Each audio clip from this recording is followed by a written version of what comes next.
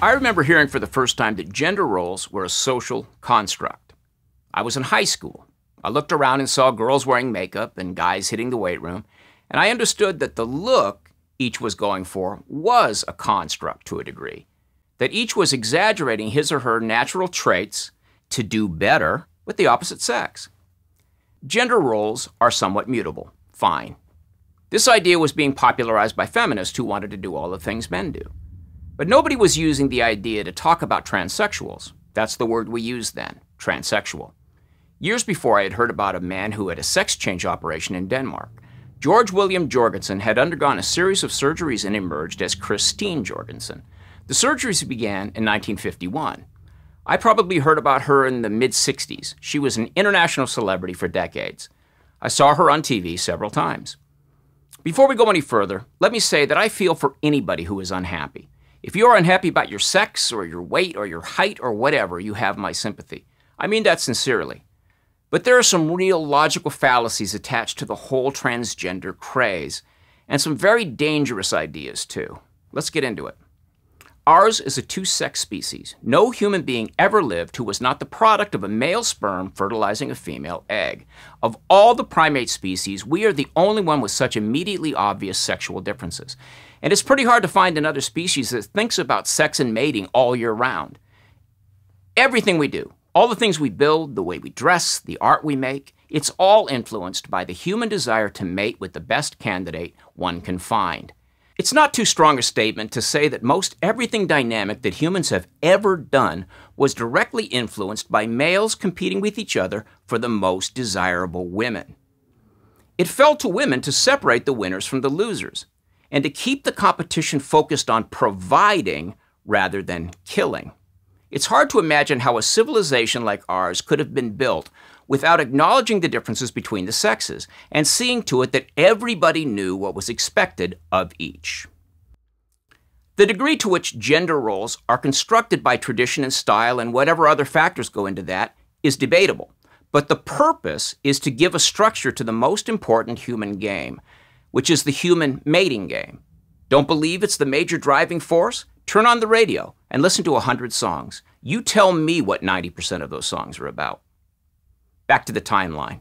A couple of decades after learning that gender roles were largely a social construct, I was asked to believe that these vanity-related activities are not gender-accentuating behaviors, but gender-creating behaviors, and that gender doesn't really even exist. We were being asked to believe that the differences we'd always assumed to exist between males and females were nothing but habits developed over time. That other than the differences strictly limited to their genitals, the two sexes were interchangeable. Men just as capable of nurturing children, women just as likely to excel at engineering. We were told that all the other stuff was just window dressing used by the patriarchy to oppress women. Second-wave feminism was now up and running. Now, everything having to do with sex and gender was up for grabs. Monies were stripped from men's sports in high school and college and given over to female sports. Women were welcomed into jobs where men had always dominated, even jobs like cop and fireman where the safety of all depended on physical strength. The standards were simply changed. Men-only social clubs were sued coast to coast, though oddly not women's clubs. Recently, the Boy Scouts was finally bullied into accepting girls. But the Girl Scouts is still all female. Running on a parallel channel to all of these feminist changes was a tiny group of people who had attached themselves to the gay lesbian rights movement, which was itself a wholly owned subsidiary of the American left. The new group was the 0.3% of the population who harked back to Christine Jorgensen.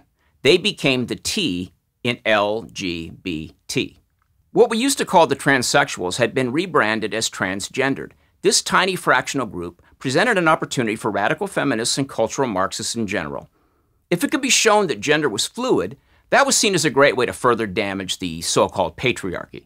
The reason that the word sex was dumped is because every sane person knew that sex is decided by our chromosomes.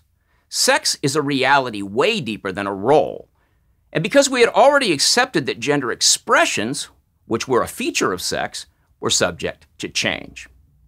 So now, after decades of being told that gender was a social construct, we were now required to believe that it was both a social construct and a soul-deep reality, that this thing, gender, which the left had insisted had no firm connection to one's biological sex, can be outwardly changed with surgery and hormones to match an unchangeable inner identity. Are you with me so far? I'm a woman trapped in a man's body.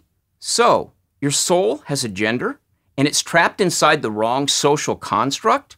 Well, we definitely need to get you into an operating room. By the way, this is all happening on the left, where most people do not believe in the human soul. So there's that.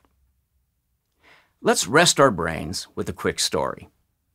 I grew up with National Geographic magazines in the house. I was particularly fond of the photo essays showing primitive tribes in their natural habitats. Barely clothed, if at all. Anybody, and I mean anybody, could tell the women from the men, even when both had short, kinky hair. The stories featured male natives hunting or doing dances about hunting. Women were shown doing tasks that could be done with a baby on the hip and other babies playing nearby. Sometimes stories would show complex marriage ceremonies or the rite of passage rituals for youngsters at puberty. It was very clear that these primitive societies had different roles for men and women. There was never any talk of these natives somehow being brainwashed by our patriarchal society, or theirs for that matter. No, it was understood that men and women are naturally different, and that the behaviors they take on arise from their natures. Listen, if gender roles are constructed, which they are to a degree, they are constructed by the impulses born of real sex differences and drives, just like cuisine is developed from the need to eat, and architecture from the need for shelter. The root of these things is not unjust patriarchy, but core human impulses, the need to procreate. The patriarchy is itself an outgrowth of the obvious differences between the sexes. Let me say that I fully understand that the biological differences between men and women are not without overlap. Nobody makes it through childhood without meeting both tough girls and soft boys. I myself was chubby and slow and hit puberty 2 years late. Did I miss out on some things because of that? Of course I did. My deficits in sports and fighting led me to get good at other things. I adjusted, I adapted, and eventually it all evened out. All sorts of gender-related variables had been with us all along, and somehow we coped without creating endless gender classifications or making a fad out of drastic, irreversible surgeries. That's right, a fad. People will do anything for some positive attention. The National Geographic taught me this as well. You've seen the people with lower lips stretched by discs as big as a saucer. You've seen women with necks stretched by stacks of rings added over time. In our own society, we see millions of people covered in permanent drawings or with earlobes ridiculously deformed by what they call gauges. People will do terrible damage to themselves in order to be accepted by the group. The job of society is to provide acceptance based on healthy accomplishments, not self-mutilation. But the left needs victims to pretend to save, and they simply do not care who gets hurt. I have a friend, guy about my age, maybe 5 years younger. He's been transitioning. His wife is about as left-wing as any human I have ever met. After living 50-plus years of his life as a male, he now identifies as a female. And his poor wife, who is not gay, has lost her man and gained something else. He's still attracted to her, so he gets to sleep with his preferred sex. She, on the other hand, must now become some sort of faux lesbian. Both her love for him and her loyalty to a controlling ideology demand that she grin and bear it. I don't care for her beliefs, but my heart goes out to her. Is it so hard to see that the devaluing of men and the supervaluing of women would cause some confused souls to make that physical change? It's no coincidence that 80% of these so-called gender reassignment surgeries are male to female. Think about that. 80%. What could be better for the man-haters of radical feminism? Just a side note. After Jorgensen, the next really famous transgender, also male to female, was Richard Raskin, who became Renee Richards. He was a professional tennis player who switched sexes and wanted to compete against women. There was a big court battle, but eventually at age 43, he was allowed to compete as a woman. Now, feminist champion Martina Navratilova is under attack because she doesn't want real women to be forced to compete with genetic men. Navratilova was once coached by Richards, and Richards recently spoke about this. Quote, "Having lived for the past 30 years, I know that if I'd had surgery at the age of 22 and then at 24 went on the tour, no genetic woman in the world would have been able to come close to me, and so I've reconsidered my opinion." Unquote. I see my trans friend regularly. He's quite occupied with performing the gender role of woman as best he understands it after a lifetime of observing women from behind a man's eyes. He, she, does seem to be having the time of his, her life. He, she, is something of a celebrity in his, her social circles. What he likely won't notice is that his left-wing supporters' long-term objection to traditional feminine roles has evaporated into thin air for the purpose of virtue signaling their support. They will offer hugs and encouragement as he erases the biological reality of manhood in order to adopt what they've long said is the societally imposed unreality of femininity. Hell, he'll even be taken shopping for makeup by women who themselves refuse to wear makeup. Look, we are a long way from the jungle. The lives we lead are not the ones for which we were either evolved or created. We are overstressed, overstimulated, overworked, and overinfluenced. Of course we're going to be out of whack. But humans need two genders. It gives us clarity. It gives society a structure. It serves 99% of humans just fine. All of us need to accept that there are variants, because there are variants. And if we are doing anything to shame anybody for those variations on the male-female thing, we need to knock that off. I believe that the transgender craze is a group hysteria driven by the deep need for attention. This need is being exploited by progressive activists. Between 2013 and 2017, the number of transgenders doubled. What changed other than the cool factor?